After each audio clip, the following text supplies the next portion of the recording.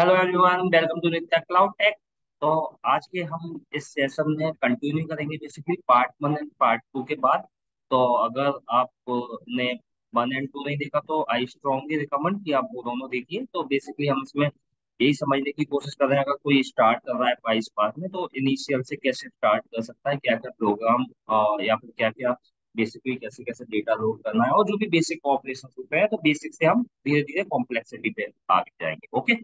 तो again I strongly recommend you, अगर आपने फर्स्ट एंड सेकंड नहीं देखा तो पहले आप उसको गो थ्रू कीजिए। ओके। ये उसी के बाद हम कंटिन्यू करते हैं। तो अभी तक हमने क्या देखा था? अभी तक हमने देखा था कि फाइल लोड करते थे हम डीबीएफएस से, और उसके बाद उस पर ऑपरेशन करते थे। अगर अब हमको कोई डेटा बनाना है, कोई डमी डेटा बनाना है, तो उसके बाद उस पर ऑपरेशन करने हैं, तो वो हम इस वीडियो में देखेंगे। ओके। उससे पहले मैं एक बात और बोलना चाहूंगा। एक्चुअली इसमें बेसिकली थोड़ा सा जिन लोगों को पाइथन की नॉलेज होगी, बेसिक नॉलेज, तो उनके लिए ये थोड़ा इजी होगा। तो अगर नॉलेज नहीं भी है तो डोंट वरी, मैं पाइथन की जो बेसिक चीजें हैं वो एक आध सेशन में कवर करूंगा, जिससे आपको चीजें क्लियर हो। ओके। तो अब डमी डेटा कैसे बनाते हैं हम वो देखते हैं। तो लेट्स से मैंने एक वेरिएबल ले लिया data. Data equals to, okay, मैं एक लिस्ट बनाता हूँ। तो पाइथन में बेसिकली लिस्ट होती है जो इस तरह से बनती है। हम इसको नेक्स्ट या एक दो सेशन बाद डिस्कस करेंगे। ओके। लिस्ट और जो भी कॉमन चीजें हैं पाइथन में, सो दैट आप clear. One John and let's say 500। Okay. And let's say, तो ये मेरी एक रो हो गई बेसिकली। ओके। सिमिलरली मैं लेट से 3 या 4 रो लेना चाह रहा हूँ। तो कैसे लेंगे वो मैं आपको एक्सप्लेन करता हूँ। सिंपल है।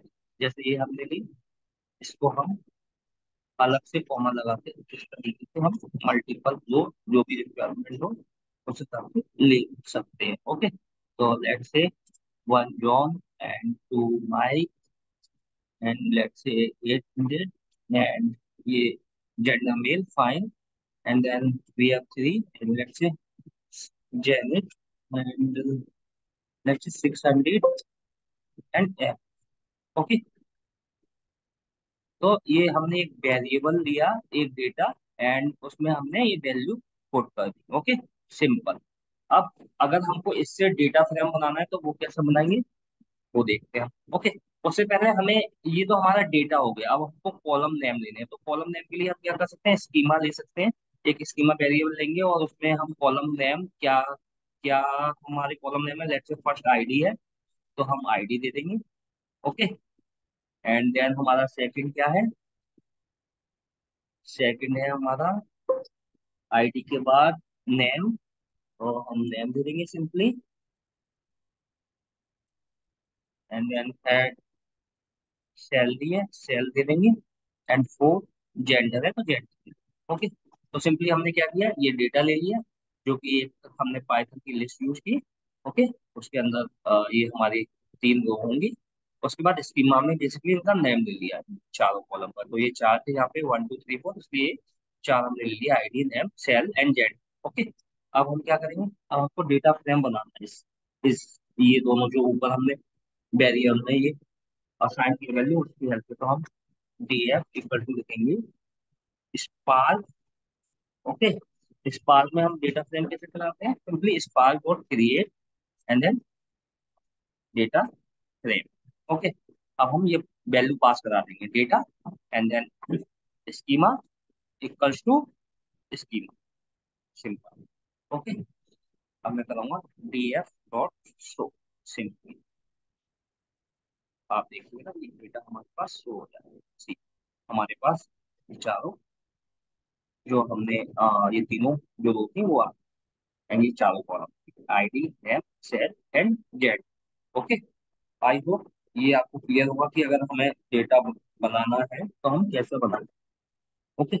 अब लेट से मैं इसके डेटा टाइप देखता हूँ, क्योंकि हमने डेटा टाइप डिफाइन नहीं किए। ओके। अगर हम डेटा टाइप देखें तो इसके डेटा टाइप क्या आते हैं, DF dot data types. Okay.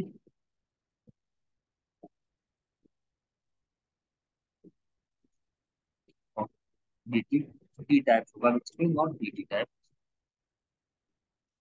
उसी हमारे पास क्या है, आईडी बिगिंट है, नेम स्ट्रिंग है, एंड देन हम इस तरीके से देख सकते हैं। तो इसमें जो भी हमारा मतलब आईडी था, इसमें पाइथन का जो मतलब इंटरनल पाइसपार्क का जो मतलब यहाँ पे डेटा बेरिक्स है, वो क्या करती है, उम, कि जो भी डेटा टाइप हो सकता है, मतलब एक्सपेक्टेड, जैसे वैल्यू है, इंटीजर नंबर है तो इंटीजर ले लेगा, डेट है तो डेट ले लेगा, तो ये बाय डिफॉल्ट ट्राई करता है कि जो भी एक्सपेक्टेड है वो। बट स्टिल अगर हमको खुद अगर अपने डेटा टाइप डिफाइन करनी है, तो वो हम कैसे करेंगे। तो लेट्स से हम स्कीमा इसे तो कर देते हैं थोड़ी देर के लिए बंद, एंड हम अपना स्कीमा खुद डिफाइन करते हैं। स्कीमा इक्वल्स टू क्या करेंगे, सिंपली हम यूज करेंगे struct type, struct struct type, and then struct type basically पूरी रो को डिफाइन करती है, एंड स्ट्रक्ट फील्ड इसके अंदर की फील्ड को डिफाइन करेगी, इसमें हम वैल्यू लेंगे। ओके,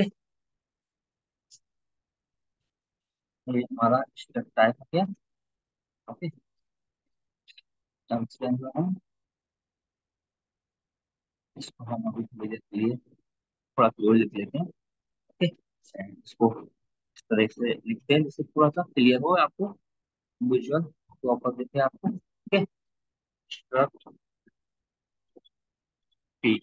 ओके, तो मेरी फर्स्ट फील्ड क्या है, मेरी फर्स्ट फील्ड है आईडी। तो लेट्स से आईडी में मैं क्या लेना चाहता हूँ, आईडी को मैं बिग इंट की जगह इंटीजर टाइप लिख रहा हूँ, तो मैं सिंपली यहाँ पे लिखूंगा integer and then type. Okay, तो ये मेरा हो गया फर्स्ट डेटा टाइप, क्योंकि मैंने डिफाइन कर दिया मेरी फर्स्ट फील्ड इंटीजर होनी चाहिए। ओके, सिमिलरली अगर मैं सेकंड के लिए, लेट्स मेरा सेकंड क्या है, नेम। तो मैं नेम को जैसे डिफाइन करूँ, नेम क्या हो सकता है, मेरा नेम हो सकता है string type. Okay,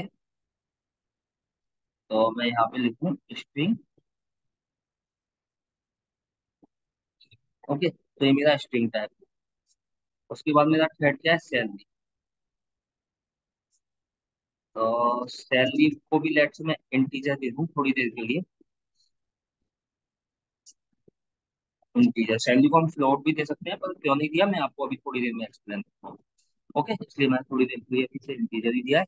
and four जो है हमारा जेंडर है, तो हम इसको जेंडर देते हैं। ओके, अब हमारे में कॉमा नहीं आया क्योंकि हमारा ये लास्ट ये है।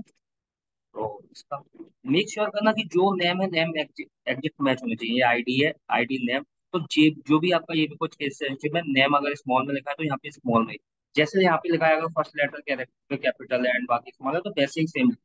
तो हमने ये डिफाइन कर दिया, अपना डेटा टाइप हमने डिफाइन कर दिया। तो इस स्ट्रक्ट फील्ड बेसिकली क्या करती है, हमारी जो स्पेसिफिक कॉलम है उसकी वैल्यू हमको क्या देनी है ये डिफाइन करती है। स्ट्रक्ट टाइप हमारा होल रो के बारे में, तो स्ट्रक्ट टाइप के अंदर हमारी स्ट्रक्ट फील्ड आती है। अब क्या है, स्ट्रक्ट टाइप और स्ट्रक्ट फील्ड को लेने के लिए हमें एक ऊपर अ, एक लाइब्रेरी डिफाइन करनी पड़ती है, तो वो हम कर देते हैं जल्दी से। तो हमें सिंपल इंपोर्ट करानी रहती है। इंपोर्ट कहाँ से करानी है, पहले हमें फ्रॉम पाइसपार्क, फ्रॉम पाइसपार्क से हमें क्या कराना है, PySpark dot SQL dot types, and import कराने हैं हमें स्टार, स्टार डाल देंगे, क्योंकि इसमें क्या होगा, हमें सारे डेटा टाइप इंपोर्ट कराने हैं। तो या तो हम लिखें one by one integer type, string type, float type हो जाएगी, तो इंस्टेड ऑफ दिस हमने क्या कर लिया, ये स्टार लिख दिया यहाँ पे। ओके, फॉर्म की जगह फ्रॉम होगा। ओके, अब from PySpark dot SQL dot type import star. Okay, उसके बाद ये स्कीमा था एंड ये स्कीमा वन, तो अब हम स्कीमा पास करा रहे हैं। ओके, अब हम देखते हैं डेटा टाइप हमारा क्या होगा। पहले हमारे थे long string, long string. Okay, अब हमारा इंटीजर टाइप होना चाहिए, लॉन्ग नहीं होना चाहिए, क्योंकि हमने क्या किया है, स्कीमा पास करा रहे हैं और हमने अपना स्कीमा डिफाइन किया। Okay, let me run this. ठीक, ये चेंज हो गया ना, इंटीजर हो गया, स्ट्रिंग हो गया, इंटीजर। तो हम इस तरीके से डिफाइन कर देते हैं। ओके, अगर मैं यहाँ पे स्कीमा वन पास कराऊंगा तो ये लॉन्ग वाला पुराना ही डेटा शो करेंगे। ठीक, लॉन्ग स्ट्रिंग। ओके, इसलिए अब हमने बाइट अब मैं आपको बोला था कि मैंने फ्लोट क्यों नहीं डिफाइन किया, अगर मैं फ्लोट करता हूँ तो क्या होता है, मैं आपको बताता हूँ। अगर मैं यहाँ पे सैलरी को फ्लोट लेता हूँ तो इसमें मुझे एरर दी, क्यों एरर दी, क्योंकि जो फ्लोट है ये एक्सपेक्ट करता था फ्लोट वैल्यू आएगी, तो उसके लिए मुझे यहाँ पर इस तरह से वैल्यू देनी पड़ेगी, पॉइंट में 0 1 या जो भी मतलब मैं देना चाहता हूँ डेसिमल लगा के। तो अब ये फ्लोट मेरी कर सी, अब इसने फ्लोट ले लिया है, आप देख सकते हो फ्लोट का टाइप आ। ओके, तो आई होप इतना क्लियर होगा। ओके।